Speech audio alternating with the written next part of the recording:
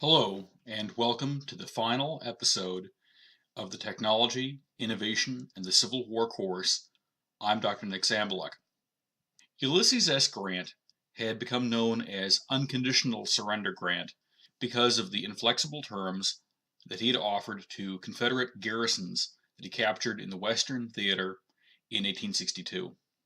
But at Appomattox, Grant allowed officers to keep their sidearms, a symbol of their social and military station, and he permitted soldiers who owned their own horses to take them home with them as well. Lee's army marched not into a POW stockade, but back to their homes. For most people in the United States, war was a bitter scar, evident from the wounded surviving veterans and the empty chairs that had once been occupied at families' tables across the entire country. Over 600,000 people were dead, and 4 million freedmen were free, but homeless, without possessions, without education, without food.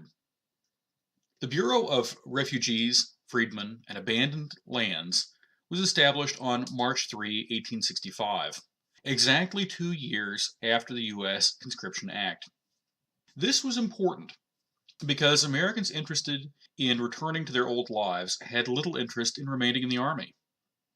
By 1866, the U.S. Army had shrunken from a wartime peak of 1 million in 1864 to just 45,000. By 1874, there were just 26,000 men in the regular army. This army, though, had many tasks. One was the military occupation of the former Confederate states, now divided into districts of occupation. Another major task was the perennial demand of the western frontier, which meant fighting Native American tribes, but also dealing with outlaws and sometimes sweeping gold miners and hunters out of remote areas that had been reserved for tribal use by government treaty. On top of this, the United States sent veteran cavalryman Phil Sheridan to govern Louisiana and Texas while also placing U.S. troops on the Mexican border.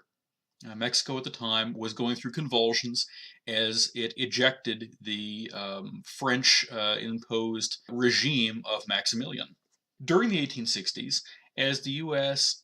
was too busy with the Civil War to enforce the Monroe Doctrine's prohibition of European involvement in the Americas, Napoleon Bonaparte's nephew had established a puppet regime in Mexico. With the Civil War over, the United States now flexed its quickly evaporating military muscle to put the French in check.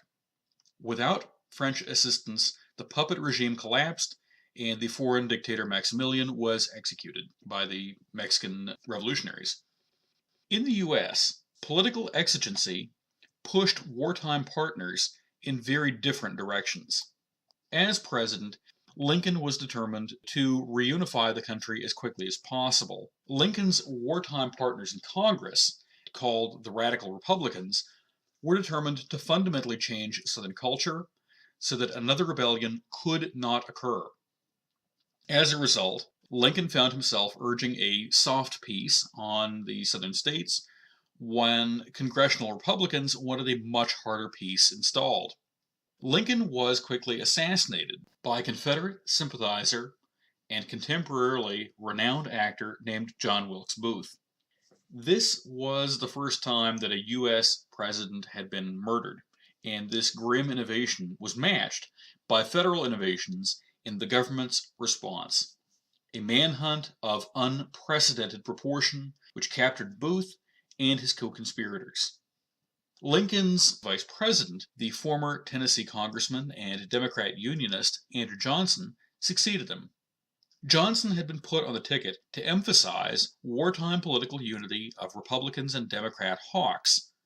But the end of the war caused a tension within the Republican Party, ironically papered over by Lincoln's death and Johnson's taking an oppositional tone that was reminiscent of Lincoln's aborted post-war policy. This rift led to the country's first presidential impeachment procedure, which failed by only one vote to remove the standing president. Nevertheless, congressional forces proceeded to steer Reconstruction policy to change Southern society and economics, and to, they hoped, install a permanent Republican majority in the ex-Confederate states of the South. This would be by giving freedmen the vote with the 15th Amendment and by denying the franchise to Confederate officials. The latter policy fell apart very quickly.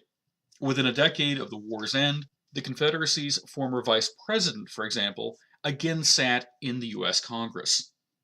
The officials of the Freedmen's Bureau had to operate in this very complicated and tumultuous political environment, where most locals in the South were violently hostile, and some were joining secret societies such as the White League, the Red Shirts, and the Ku Klux Klan. Where the federal government witnessed a one-sided tug-of-war, hostility between the executive and legislative branch, where the Army's presence was both desperately needed and seldom available in any meaningful numbers. In the Army itself, veterans had to decide what lessons the war had taught.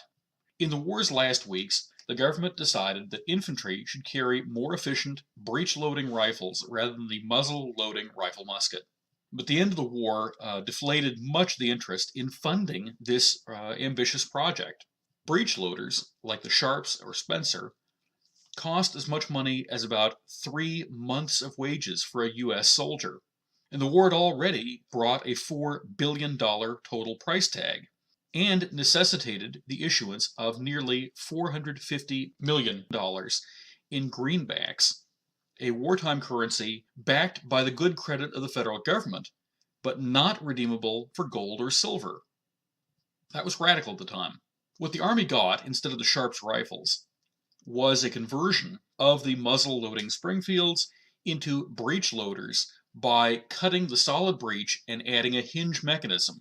By 1868, the Army was forced to standardize on the so-called trapdoor Springfield, so that its infantry would at least use the same kind of ammunition, essentially, helping to ease the logistics burden of bringing the proper kinds of ammunition to the Army deployed across parts of the South and across the western regions, sometimes referred to at the time as the Great American Desert. Many people have looked at the U.S. Civil War as a precursor to the First World War. They point to the trenches of Petersburg, to the hard war campaigns of Sherman, to the national mobilization that occurred with the South's military draft and the North's use of African American troops, to the experiments with aerial observation, to the use of the landmine, to the combat use of armored ships with increasingly heavy guns, to the immense importance of logistics, manufacturing capacity, and the railroads, to the toiling efforts of policymakers willing to sacrifice some of the nation's ideals for the sake of continuing the war and hoping for victory. Much is to be said for those points, in part. The tactics of the Civil War armies were those of novice bodies of troops that learned on the job and through blood. Formations remained fairly linear. Union veteran Emory Upton revised tactics after the war, but his open order tactics were largely a more spread out version of the Hardee manual used during the Civil War. And the European armies of 1914 fought with tactics more resembling those of the Civil War era of a half century before than resembling the tactics of 1918, just 4 years hence. The Civil War saw a lot of gee-whiz technologies newly invented or newly applied to the battlefield. But neither the observation balloon of 1861, nor the early machine gun of 1862, nor the temporary abandonment of pre-battle entrenchment in 1863, nor the shallow draft ironclad of 1864, nor the hard war of 1864 and 1865 independently brought the war to an end. The technologies and the methods pioneered in the Civil War could not spell innovations unless they were adapted to the environments, adopted by others, and their potential could become part of an actionable, contextual whole. Where there were opportunities to answer part of this need, results could be impressive. Union Admiral David Farragut accomplished more with a joint arms amphibious group than Admiral Samuel DuPont could accomplish with a naval force that included the newest ironclads. One of the difficulties in the Civil War was that the war came unexpectedly. It took unanticipated forms, and it was waged on a scale unimaginable to antebellum Americans. Civil War innovation was innovation on the fly.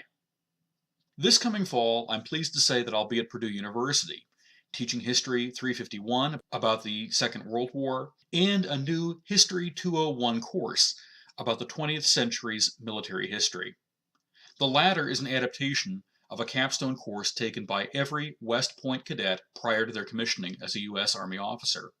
And I have adjusted it to fit the parameters and the priorities of Purdue University and its students. I want to thank you for being part of the 2015 course on technology innovation in the Civil War, and to be part of my introduction to teaching for Purdue University. I've really enjoyed this opportunity and this experience. Your discussion question for this final week is, what is the most interesting thing that you learned this semester and why? So I look forward to hearing what you have to say. Your final exam question will be due by email by 9 a.m. May 2nd, so Friday, to my purdue.edu address, and the prompt is the following. In 500 or fewer well-crafted words, describe the relationship between technology and innovation in the outcome of the Civil War. Some 27 centuries ago, the Greek poet Archilochus is believed to have written the analogy, "The fox knows many things, but the hedgehog knows one big thing." For 2,700 years, and people have argued about what the heck that meant. For our part, I hope that this course has helped illuminate a lot of little things about physical technologies, about organizations and methods and ideas that were used by Americans 150 years ago to make war on each other as they struggled to create a country that they believed in, that meant freedom in their eyes on both sides, even though none of the perspectives that any of them had in either of the combatant armies exactly match our own. If there is one big thing that the hedgehog can learn from a technology and innovation lens on the Civil War, I think it may be this. Innovation is the product of intersecting discoveries and adaptations, built and adapted to their environment. There is no silver bullet awaiting human discovery. That said, there are myriad paths of learning and invention that can be linked to change the world. Thank you very much.